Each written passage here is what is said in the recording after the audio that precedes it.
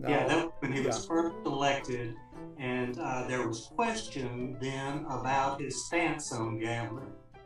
There's another one in the book where it's a church crowd, and he is passing the collection plate to the church of the religious right or something like that, and somebody says, looks at him, and he's dressed in dealer's clothes, like a casino worker, and somebody says, they say he's anti-gambling, but I'm not quite sure if he's with us or something like that. That was the question to begin with. right. And that was a big issue at the time, what Mike Foster would do on gambling, and that's just the slot machine has they won 3 Mike Fosters, but what did they win at the time? Yeah, go on. As I was working on assembling all these cartoons, one of the things that occurred to me over and over is how little things change. The same issues come up, administration after administration and everything.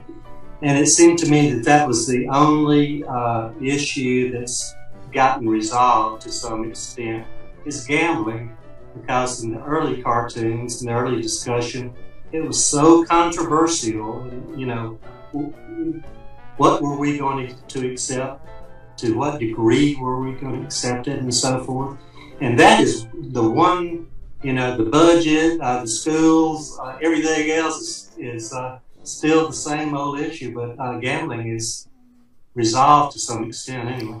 Well, you know, actually, let me just throw this out, and I don't want to get too political about this in terms of editorializing, but as you remember, in 2007, we had an election for governor, and one of the people running at the time, of course, was John Georges, and you know, he had some machines, and you know, some people were saying that they aren't going to vote for him because of that. A lot of people said that, quite frankly. And so the same state who said that just went with Donald Trump, who is Mr. Casino for president of the United States. So you just never know. You never know.